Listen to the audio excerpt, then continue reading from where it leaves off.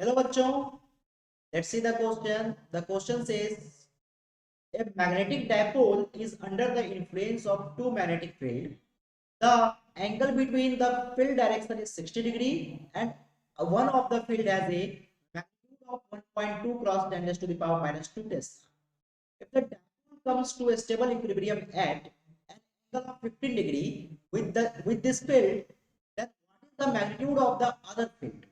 Right so बच्चों इस question में हमसे क्या बोल रखा है। सबसे पहले इस क्वेश्चन में हमसे बोल रहा है कि हमारे पास एक मैग्नेट है जिसका मैग्नेटिक डायपोल जो है बेसिकली इन्फ्लुएंस हो रहा है दो मैग्नेटिक फील्ड से।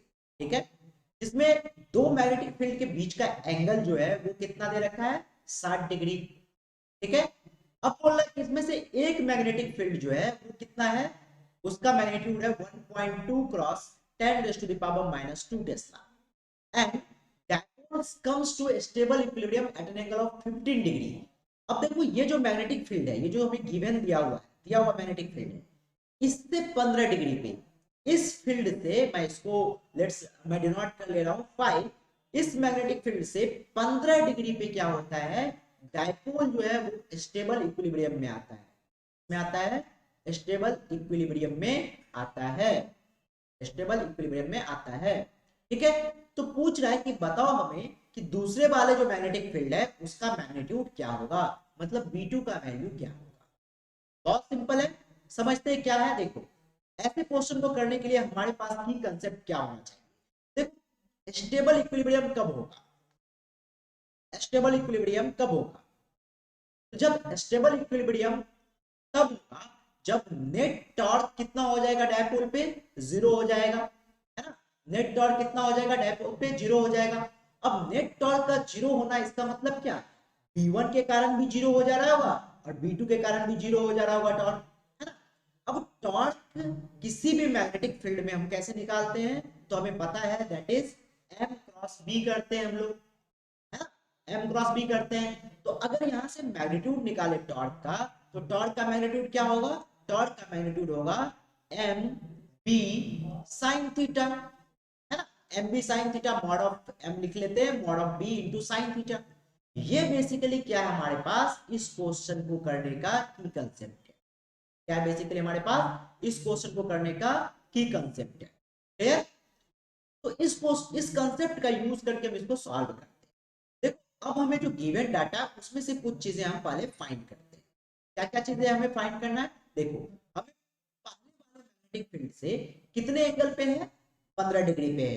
तो दूसरे वाले मैग्नेटिक फील्ड से कितने डिग्री पे एंगल पे होगा, तो लेट्स सी इट, इसको हम मान लेते हैं φ2, ये φ1 है, इसको मान लेते हैं φ2। तो वो क्या हो जाएगा 60 माइनस 15, क्योंकि दोनों मैग्नेटिक फील्ड के बीच का एंगल कितना था 60 डिग्री, तो कितना हो गया ये 45 डिग्री, है ना। φ2 हो गया 45 डिग्री।